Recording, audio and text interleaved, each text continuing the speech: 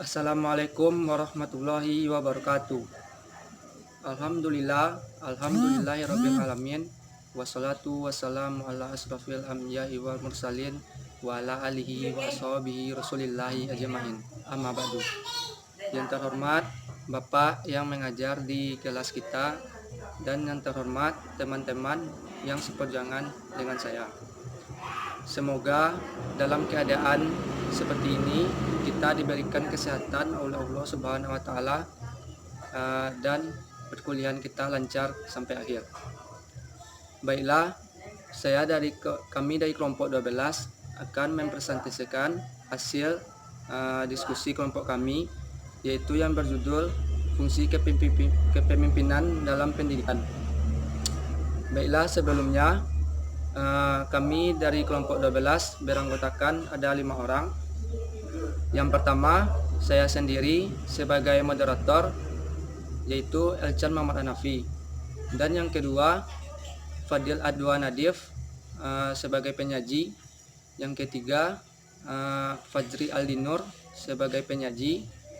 Yang keempat, Nurul Rarasati sebagai penyaji. Yang kelima, yaitu Ayu Nur Masonanda sebagai penyaji. Baiklah, materi pertama silakan dibacakan oleh Nurul Rarasati. Kepada Nurul Rarasati dipersilakan. Jelaskan tentang pengertian kepemimpinan pendidikan. Kepemimpinan pendidikan adalah kepemimpinan pada satu lembaga satuan pendidik atau tanpa kehadiran kepemimpinan pendidikan, proses pendidikan termasuk pembelajaran yang tidak efektif. Ada juga menurut pendapat para ahli, yaitu yang pertama DEMC Harlan, mengemukakan bahwa kepemimpinan adalah suatu proses di mana pemimpin dilukiskan dan memberi perintah atau pengaruh bimbingan atau proses mempengaruhi pekerjaan orang lain dan memilih dan mencapai tujuan yang telah ditetapkan. Menurut J.M.P. Venner, mengemukakan bahwa kepemimpinan adalah seni mengkoordinasi dan memberi arah kepada individu atau kelompok untuk mencapai tujuan yang diinginkan. Selanjutnya itu model kepemimpinan pendidikan. Yang pertama, model kepemimpinan kontinum, di mana pemimpin mempengaruhi pengikutnya melalui beberapa cara, yaitu dari cara yang menonjolkan sistem ekstrem yang disebut dengan perilaku autoritaris sampai dengan cara yang menonjolkan sisi ekstrem lainnya yang disebut dengan perilaku demokratis. Selanjutnya itu model kepemimpinan Ohio, di mana itu struktur ini mengemukakan pendidik menggambarkan hubungan antara dirinya dengan anggota kelompok dalam upaya membentuk organisasi saluran komunikasi. Yang ketiga, model kepemimpinan Likert atau Likert Management System, yaitu orientasi tugas dan individu melalui penelitian. Akhirnya, Likert berhasil merancang sistem pendidikan seperti yang diungkapkan oleh Toha yang dikutip oleh E. Mulyasa. Selanjutnya, model kepemimpinan managerial grade. Kepemimpinan ini yaitu disampaikan oleh Black dan Motos seperti yang dikutip oleh Mulya, memperkenalkan model kepemimpinan yang ditinjau dari diperhatikannya terhadap produksi atau perhatian pada orang. Selanjutnya, model kontingen feeder. Dalam teori kemungkinan variabel-variabel yang berhubungan dengan kepemimpinan mencapai tugas merupakan suatu hal yang sangat menentukan dalam gerak pencapaian tujuan organisasi.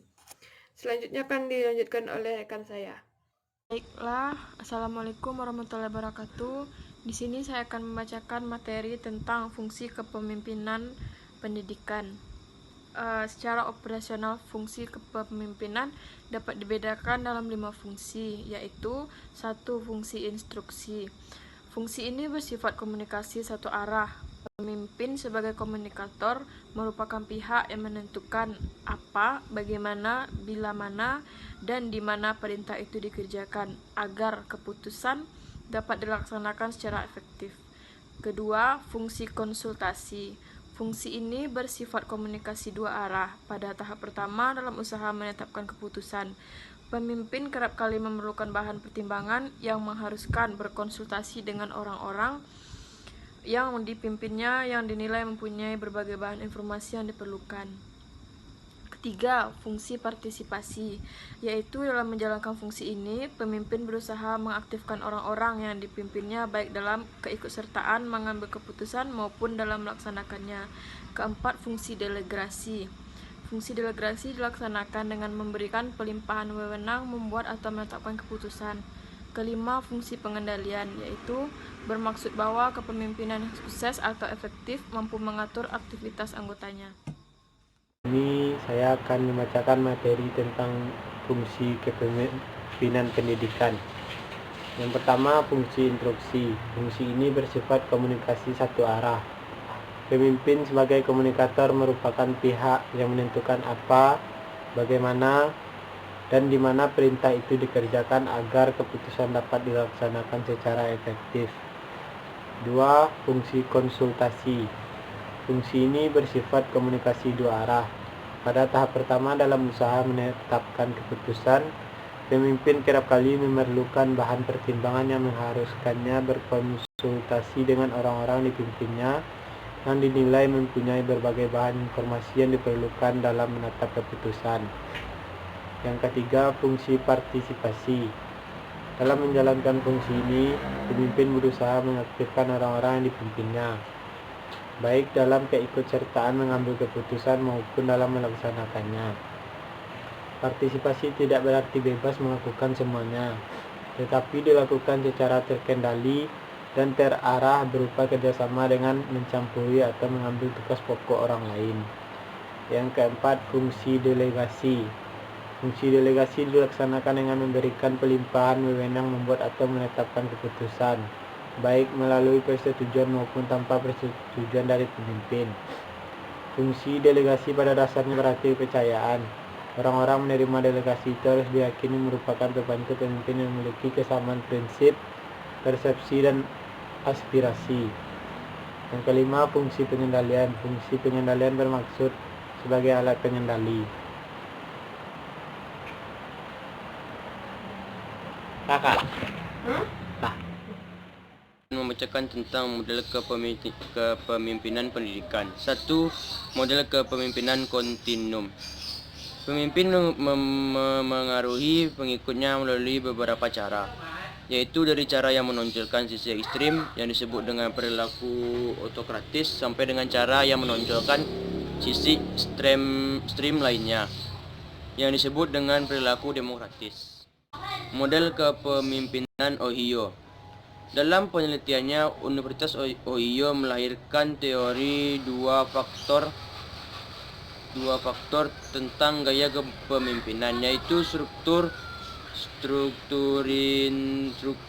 inisiasi dan konsiderasi. Struktur inisiasi mengacu kepada perilaku pemimpin dalam menggambarkan hubungan antara dirinya dengan anggota kelompok kerja dalam upaya membentuk pola organisasi, saluran komunikasi, dan metode atau prosedur yang ditetapkan dengan baik. Adapun konsiderasi mengacu kepada perilaku yang menunjukkan persahabatan, kepercayaan timbal balik, rasa hormat, dan kehangatan dalam hubungan antara pemimpin dengan anggota stafnya. Adapun contoh dari faktor konsiderasi adalah pemimpin menyediakan waktu untuk menyimak anggota. Assalamualaikum warahmatullahi wabarakatuh. Saya akan menutup hasil diskusi kelompok kami pada hari ini. Kalau ada salah dan janggalnya, saya mohon maaf atau kami mohon maaf. Yaitu kalau benarnya datang dari Allah SWT dan salahnya datang dari kami. Saya tutup dengan wabillahi taufiq wa hidayah. Assalamualaikum warahmatullahi wabarakatuh.